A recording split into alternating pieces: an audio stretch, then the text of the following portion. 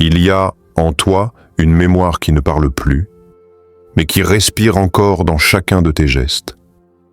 Une vérité enfouie, dissimulée sous les couches du quotidien, sous les rôles que tu as appris à jouer. Tu l'as peut-être oublié, ces moments précis, ces instants où quelque chose s'est figé en toi. Pas des souvenirs marquants, non. Juste un regard, un silence, une absence, une parole de trop. Des fragments invisibles que ton esprit a classés, mais que ton âme a gardés vivants. Et même si ta conscience les a laissés derrière, eux, ils ne t'ont jamais quitté. Car ces situations, ces petites fractures de l'enfance ou de l'adolescence ont lentement sculpté ta manière de voir le monde. Elles ont coloré ta perception, redéfini ce que tu penses mériter, limité ce que tu crois possible. Elles ont façonné ta relation à l'amour, au manque, à l'échec, au silence. Et sans que tu t'en rendes compte, elles ont tracé les contours de ton avenir. Pas celui que tu as consciemment choisi, mais celui qui naît de tes blessures non reconnues. Aujourd'hui, cette mémoire silencieuse continue d'écrire ton histoire, jusqu'au jour où tu décideras de l'écouter. Daniel avait 6 ans, un âge où les rêves ont encore des ailes, où chaque étoile semble chuchoter un secret. Il aimait parler à la nuit, inventer des mondes, poser des questions que les adultes ne comprenaient plus. Sa voix était claire, remplie d'innocence et d'émerveillement. Mais un soir, alors qu'il partageait ce qu'il voyait, son père le coupa d'un ton sec, presque absent. « Tais-toi, le monde n'a pas besoin de tes rêves. » Alors Daniel s'est tu. Sans bruit, il a refermé en lui l'enfant qui questionne, celui qui ose. Il a appris à se contenir, à ne plus déranger, à garder ses mondes intérieurs bien cachés. Il a commencé à sourire au bon moment, à répondre ce qu'on attendait. Il est devenu un garçon sage, un jeune homme performant, un adulte apparemment équilibré. Mais au fond de lui, un vide grandissait, une fatigue étrange, comme un manque qu'il ne savait pas nommer. Il accomplissait, il avançait, mais tout sonnait faux, creux, lointain. Et sans le savoir, il vivait sous une règle invisible, écrite très tôt dans son cœur. Si je m'exprime, je perds l'amour. Peut-être que toi aussi tu as vécu cela.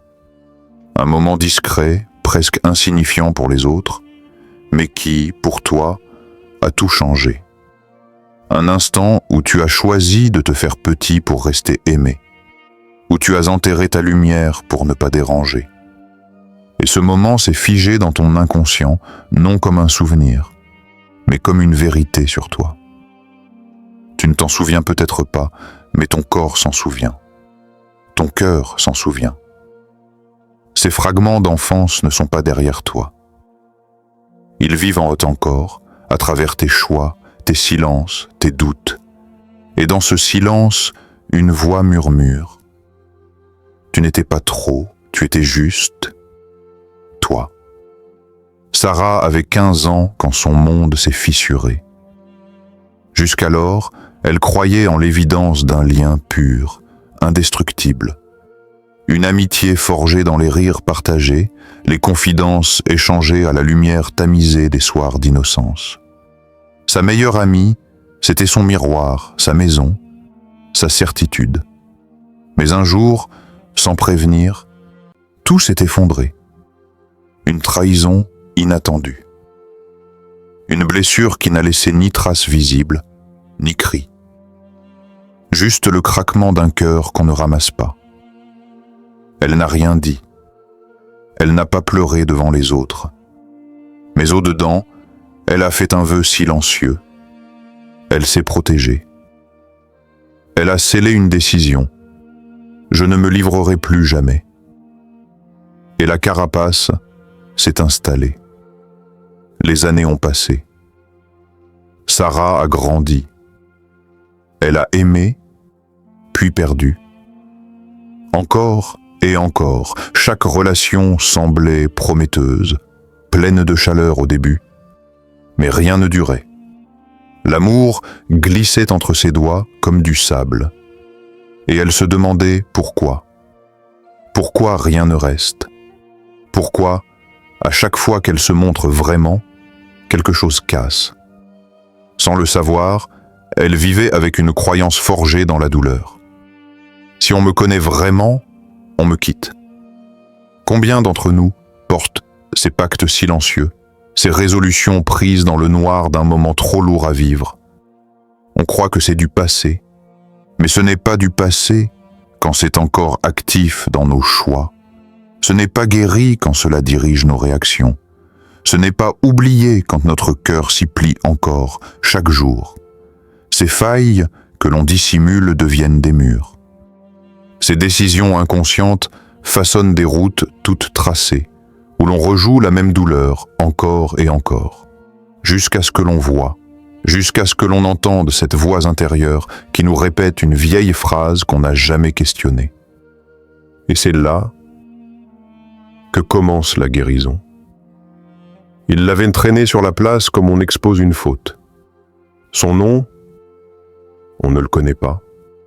Son histoire, personne ne l'a demandé. Pour eux qu'elle n'était qu'un acte, un écart, un corps à condamner. Elle devait être lapidée. C'était la loi. Elle tremblait, non pas seulement de peur, mais d'avoir été réduite à une seule facette de son humanité.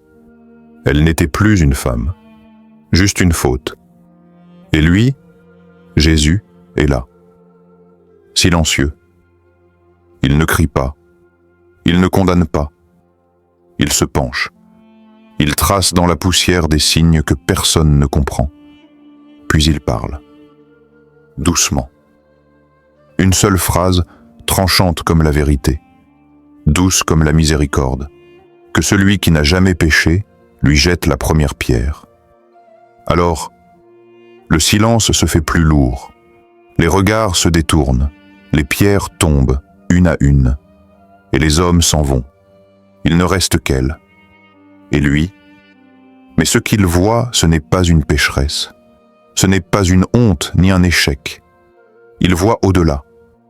Il voit un cœur blessé, un regard qui cherche l'amour au mauvais endroit, une âme fatiguée de tomber sans jamais être relevée. Il voit l'enfant. Il voit la lumière sous la poussière.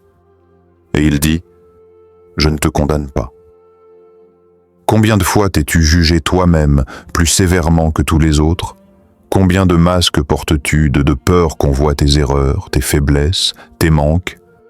Pourtant, le regard du Christ n'a jamais été un regard de punition. C'est un regard qui traverse les couches, les erreurs, les fuites, pour aller toucher ce qui en toi n'a jamais été abîmé. Il ne s'adresse pas à ce que tu as fait, mais à ce que tu es. Et il te murmure la même phrase, encore aujourd'hui, « Je ne te condamne pas. » Ferme doucement les yeux. Laisse le monde autour de toi s'effacer, un souffle à la fois. Inspire lentement, puis relâche. Encore une fois. Laisse ton corps s'apaiser. Laisse ton esprit devenir un lac calme, sans agitation. Et maintenant, plonge en toi. Reviens, sans forcer, à un moment de ton passé. Un instant discret peut-être, mais profond. Un moment où tu t'es senti seul, incompris, rejeté.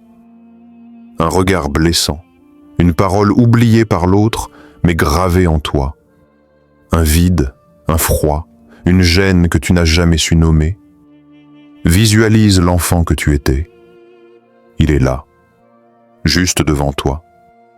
Il te regarde, sans défense, espérant qu'enfin, quelqu'un le voie. Approche-toi doucement. Pose ta main sur son cœur, sans sa douleur, sans sa solitude. Et dans ce silence sacré, dis-lui avec tendresse, tu n'es pas ta douleur, tu n'es pas l'abandon que tu as vécu, tu es la lumière qui cherche à guérir. Laisse ces mots entrer en toi aussi, car cet enfant, c'est encore toi.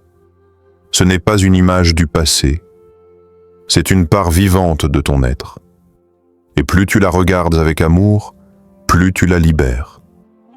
Respire à nouveau, lentement, profondément, et répète, en silence ou à voix basse, comme une prière intérieure, « Je libère les vérités inconscientes.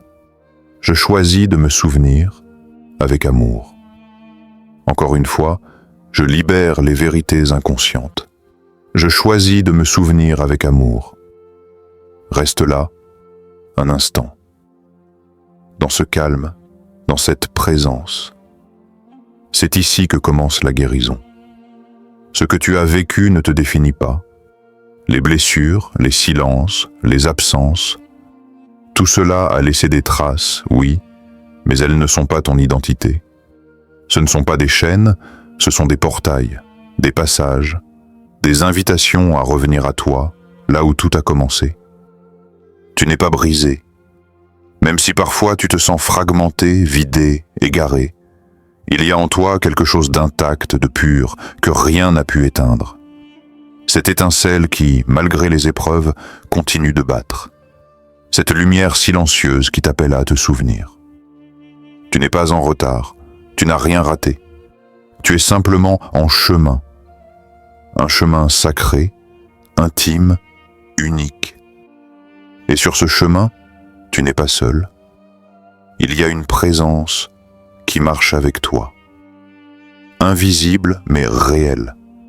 Une présence qui ne te juge pas, ne te presse pas, ne te reproche rien. Elle t'accompagne avec douceur et t'aime dans chaque étape, même celles où tu t'es éloigné de toi-même. C'est Dieu. Non pas comme une figure lointaine, mais comme une mémoire d'amour qui te traverse et qui t'attend. Il ne cherche pas à te corriger. Il cherche à te rappeler, à te ramener doucement vers ce que tu as toujours été. Avant les blessures, avant les peurs, avant les masques. Et un jour, peut-être ce jour, tu t'arrêteras dans le silence et tu sentiras que tu n'as jamais été perdu. Tu étais en train de revenir à la maison. Et cette maison, c'est toi. Si cette vidéo a fait vibrer une vérité en toi, prends le temps de rester en silence après. Ne commente pas. N'agis pas. Ressens, car c'est dans ce silence que ton âme commence à parler.